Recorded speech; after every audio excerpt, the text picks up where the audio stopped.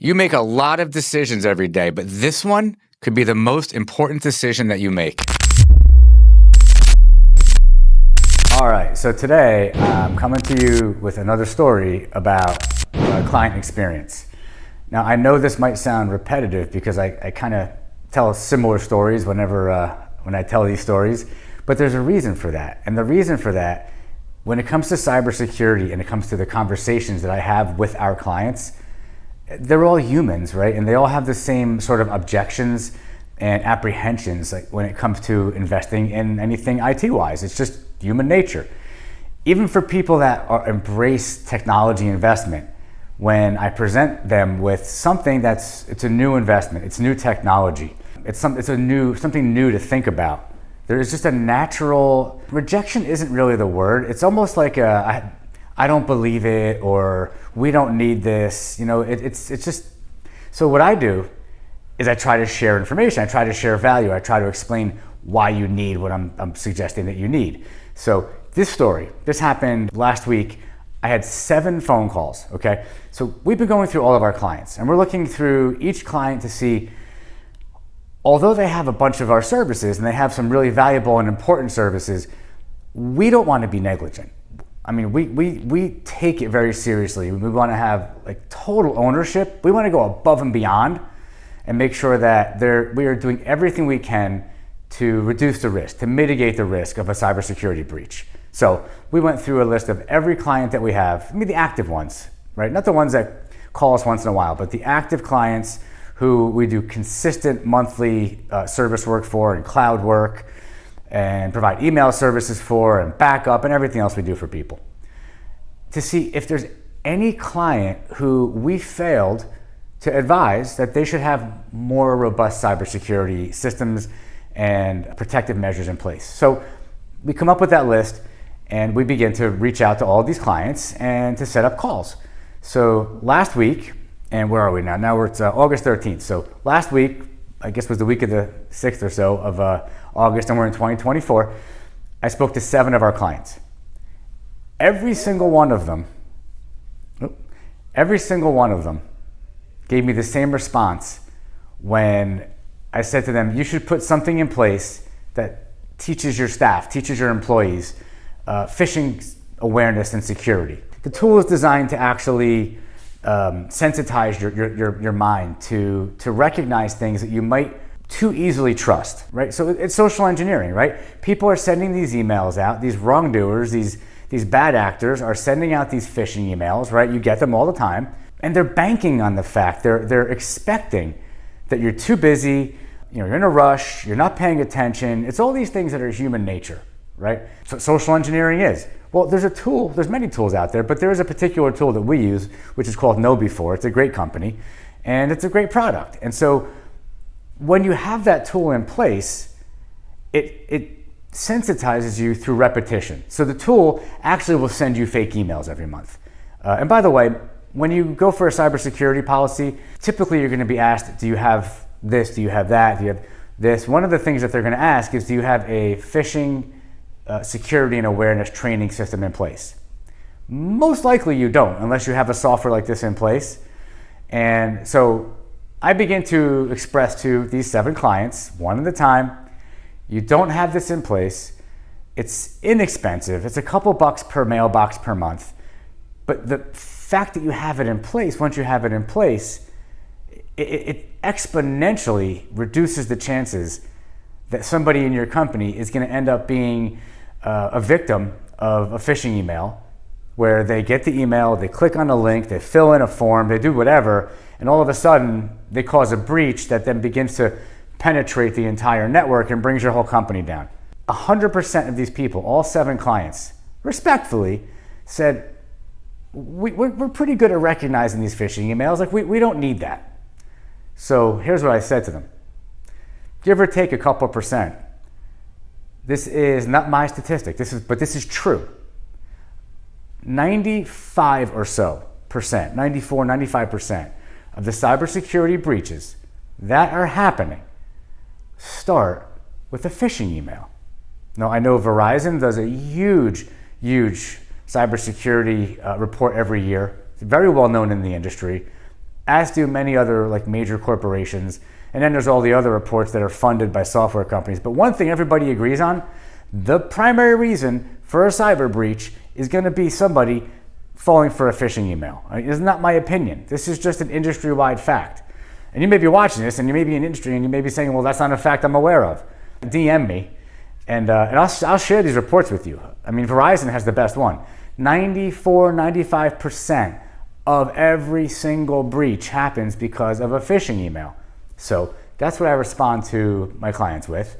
And I then further go on to explain to them that this tool is so inexpensive, right? To make an investment where anybody who has a mailbox in your organization is in this system, and the system is sending out fake emails all month long with the sole intention of trying to trick you to get you to fall for it, specifically so that when you do fall for it, it puts you into a couple of video training series.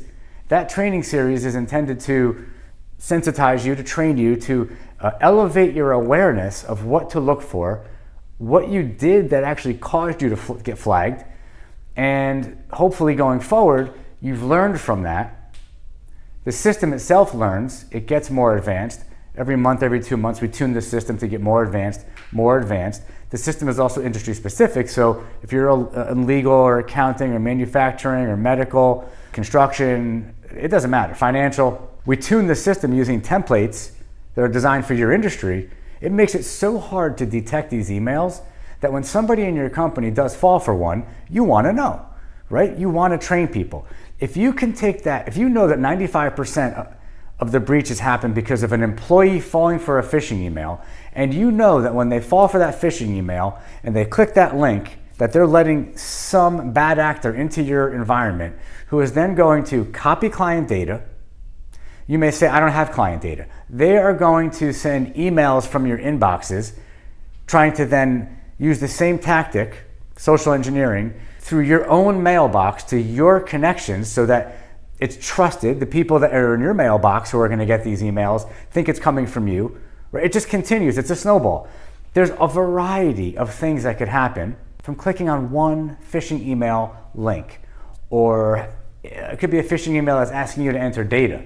Maybe it's asking you to reset your password and it's faking Microsoft or Amazon or Apple or something. And it looks so good that you are like, oh yeah, must be Apple. And it says, put in your current password. You put in your current password. It says, put your username, your password, and enter your new password twice. You literally just gave somebody your login, user ID, and your password for, let's say, Apple. That's it. They're going to go and they're logging into your accounts. If it's Microsoft, they're logging into your Office 365. If you happen to be an administrator, now they've got access to your entire environment. You can do so much damage. It is far less expensive to invest in prevention by putting the right tools in place than it is to remediate a breach, okay? I can tell you I've had breaches that we've remediated that have ranged from $5,000 up to $200,000 or more. It really depends on the amount of damage they did. Are all of your servers going to be encrypted? Well, you may think, oh, we're in the cloud. We're protected. No, you're not, okay? If you don't have systems in place, you're not protected. That's the point, okay? You need to make sure that you take the most important preventative step. Train your staff, train your people. Humans, your people, your staff, your team, they are the biggest threat to your company. They are the number one reason that your company will go down.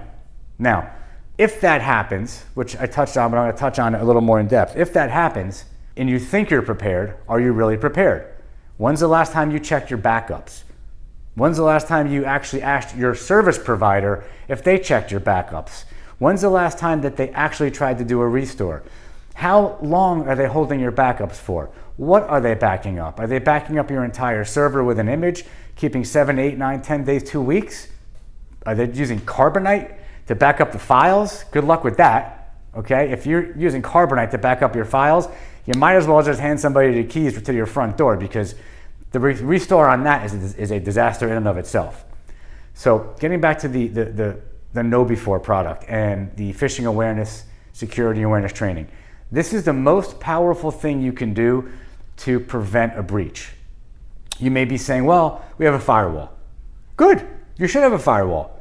Everybody should have a firewall. But the bad actors know that you probably have a firewall, and if you are negligent and dumb enough to not have a firewall, yes, you're making it easier for them. That's old news. If your firewall has open ports on it, RDP ports, old news. Like, that is just incompetence and negligence. And if your IT company or your IT in-house team has that kind of stuff opened up and they're not doing pen tests and vulnerability assessments, and they don't realize that they have low-hanging fruit, like easy avenues, easy vectors to get in, close down, they should be fired right now, okay? But the truth of the matter is, it comes to you as the business owner or the decision maker. You're accountable. You might be saying, well, they're accountable. Sure, if you're holding them accountable, they're accountable. But how do you know that they're doing the right thing? One thing that you can take accountability and ownership for, and you should, is making sure that your staff is trained properly. Put a phishing awareness, security awareness tool in place. Make sure that everybody is enrolled in it. Do not make the mistake that these 7 companies that I talked to last week did. Now, every one of them ultimately is agreeing and they're going to put it in place, but I had to really convince them. And I had to convince them that I'm not trying to sell them something. I mean, this is what people are thinking, as if we don't all know that there's constant cyber attacks going on. People are constantly trying to get into your company all day, every day. It's a guarantee. Just because you don't know it doesn't mean it's not happening. I'm telling you, it is a fact, it's happening. But what is a fact also is that the people that work in your company are the number one biggest risk to your revenue, to your productivity, to your brand, to the ability to service your own clients. God forbid you have a breach, and if you're an accounting firm, you have to notify every single one of your clients that you had a breach, legally. I believe it's the same if you're a law firm and many other financial industries as well. I believe, for the most part, you have to notify your clients, depending on what compliance applies to your industry, that you had a breach. How do you explain to all of your clients that you're doing work for that you had a breach and that their data may have been exposed? How do you explain that? The first question you're going to be asked by your insurance company when you're going to file a claim to get some payment for being down for a week or 2 or 3, what measures did you have in place?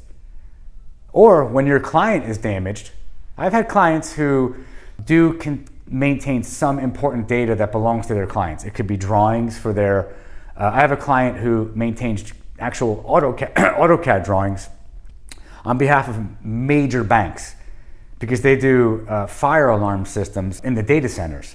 Well, they have drawings, AutoCAD drawings of those facilities. That's very secure information, okay? If they had a breach, could you imagine having to tell all of these major banks that their data center drawings are now out there in internet land and they've been exposed? How do you explain that you're out of business? Who would do business with you again? Who would trust you again? All of this, 100%.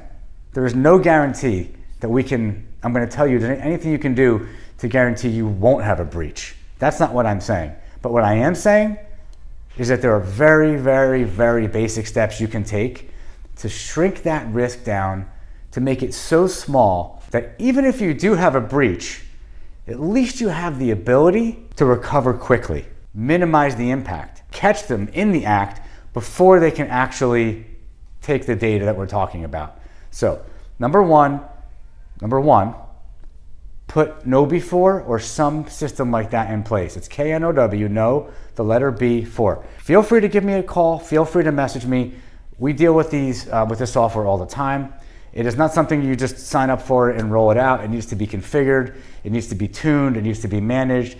You got to know what you're doing in it. We're certified. We go to KnowBe4's events every year. We get recertified. We're experts on KnowBe4. Whoever you work with, make sure they're experts on the product, okay? But do not think that you guys are fine.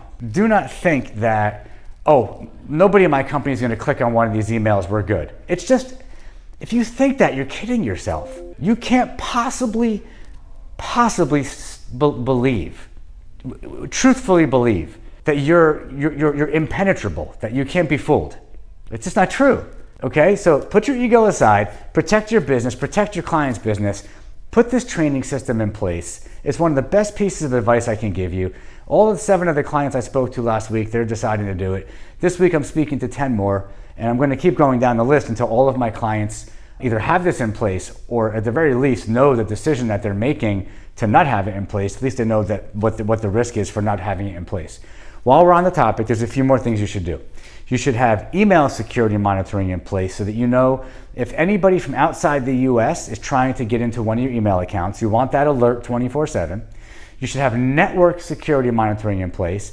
If somebody in your company does click a link in an email, you guys are breached.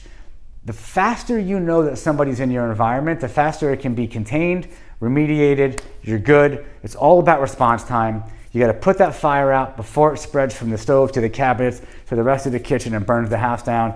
And that is what will happen, and that's how fast it will happen. Within a matter of minutes, somebody clicks one of those emails. If you don't have a system in place to tell you that you're breached, good luck. You're giving them days, potentially weeks. They sit there patiently, quietly, copying all your client data, accessing your bank accounts, accessing your credit card accounts. They're going to get everything that they can possibly get if you don't have things in place to set off the fire alarm. And hey, there's some smoke in the kitchen here. Like, let's put the fire out. You know, network security monitoring is a great tool. It tells you that, it gives you that information. Penetration testing, trying to get in from the outside. Vulnerability management, checking for vulnerabilities inside your environment. There's just a lot of other things you can put in place, but those are some of the most important ones that you want to have in place. And listen, I'm being hard on you, right? You're watching this video. I hope you stayed through and you watched the whole thing and you got to this point, but I'm being tough on you because I see this every single day. Every day somebody is just being dumb and clicking an email because they just don't know any better. Every day we get a call, somebody did that. My first response is put a system in place, okay? Now, what are you gonna do when it comes to making sure you have a budget for it? The first thing you can do is say to yourself, how much am I willing to invest on a monthly basis to protect my company's overall revenue, to protect my bottom line, to protect my reputation? How much are you willing to invest? This is a real question. Now, there's a rule of thumb. In fact, I'm not even going to throw it out there because it's a percentage of revenue that people will throw out there that you should have set aside for IT budget. This isn't just your IT budget. Your IT budget is one thing. Cybersecurity is a subset of your IT budget because it's not just technology. Yes, it's technology being used to reduce your risk, but cybersecurity is a science in and of itself. And cybersecurity requires its own subset. You need a budget. And what factors go into that? Well, number one, you do want to consider your total revenue, and you want to put a reasonable amount of investment aside every month to put into your cybersecurity. It depends on how many email addresses you're protecting, how many people are involved, how many workstations, laptops, iPads, phones, devices we're protecting, servers, cloud servers, SharePoint, Google. All of these things are factors. Okay, so what do you need? You need awesome guidance.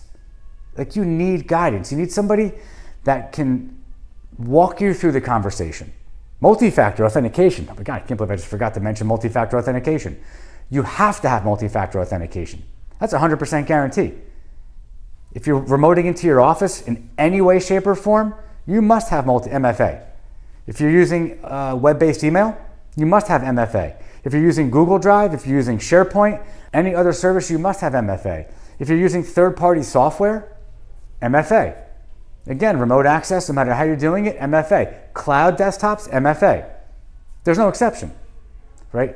That must be in place. But getting back to the budget, so it's all the things I mentioned. Having the guidance and having somebody to actually sit down and say, okay, let's look at the whole picture. Let's look at best case scenario, all in, your budget's here. Worst case scenario, you can only put X amount of dollars a month towards it, your budget's here. The most important thing is that your decision's coming from here, because your heart, your beliefs, your heart and your mind, how you feel and what you believe about the importance of protecting your business, that's where it all starts. Okay? This is where it starts. You may have actually built your business from here to here, right? Ground up. You've put everything into building your business. You've put your heart, your soul, your blood, sweat, tears. To not invest in protecting that investment in yourself, your family, your employees, all your clients, and to let some person who you've never met from somewhere in the world come and hold you hostage is a choice. That's a choice you're making with your mind because you believe it's not going to happen to you. But if you make the choice with your heart and you realized how important it is for you to do the right thing for all of the people I just mentioned, do not let your mind get in the way of a good decision to protect yourself and to protect everybody in your life. So, long story. Hopefully it was valuable. Hopefully it's making you think. And again, I am here for you. Okay, I make these videos to educate you, to inform you, to motivate you, to inspire you, to elevate your thinking, all in order to protect you and to help your business. But I'm also here for you. So it doesn't cost you a dime. Send me a message. Send me an email. Feel free. You could ask me any question you want. There is no dumb question. The only dumb question is the question you don't ask. You might already have IT in-house and you might think that they're already doing this for you.